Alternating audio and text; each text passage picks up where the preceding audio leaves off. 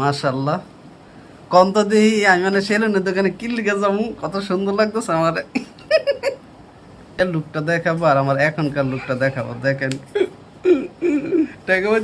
Wow, hello everyone, সবাই কেমন আছেন? আশা করি খুব ভালো আছেন। আপনাদের মাঝে আমি আবার আরেকটি নতুন ব্লগ নিয়ে চলে এসে পড়েছি আপনাদের মাঝে। আশা করি খুবই ভালো লাগবে ভিডিওটি। কারণ হচ্ছে দেখেন, টাকার অভাবে যখন আমি ঘরে সেভ করি, আপনারা কি কখনো করেছেন এরকমভাবে ঘরে সেভ করেছেন কি না? আমাকে অবশ্যই অবশ্যই অবশ্যই জানাতে হবে। কারণ অবশ্যই টাকার অভাব থাকলে কিন্তু মানুষ ঘরে সেভ করে।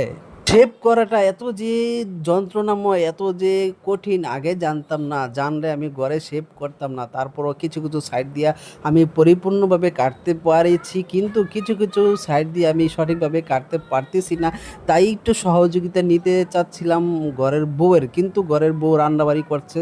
কি এমন একটা বেশেপে পড়ে গেলাম, সেভ করতে গিয়া আটকে পড়লাম, না করলেই হয় না। তারপরও পরবর্তীতে ডাক দিলাম, বউগো তুমি আসো আমার কাছে, একটু আসো, আইসা আমাকে একটু সহযোগিতা করে যাও না, যাও না।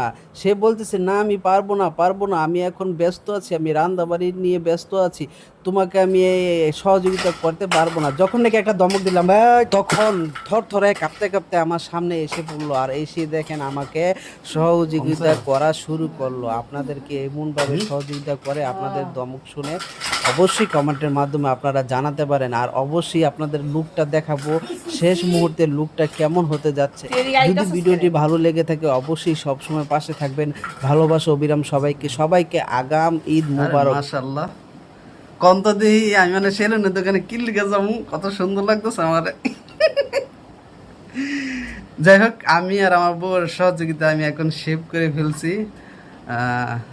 আসলে অনেক ভালো লাগতেছে। তো হ্যাঁ, আপনাদের আগের লুকটা দেখাবো আর আমার এখনকার লুকটা দেখাবো, দেখেন।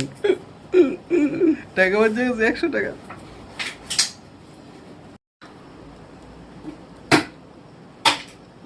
আমার ঘরের মানুষই নাপিত, আমি নাপিত দিয়ে কি করবো?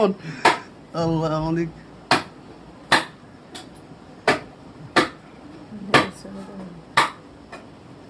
হয়েছে হয়েছে। আরো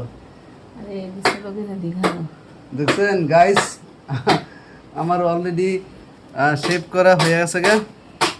হ্যাঁ, আপনাদেরকে একটু দেখাই। মাশাআল্লাহ, ওয়াও। নিচের দাঁড়ে একটু বেশি বড় হয়েছে। বেশি কাটলে ওর পর্দা সেলুনের দোকানের কাম লাগবে। ট্যাব আসনের লেগে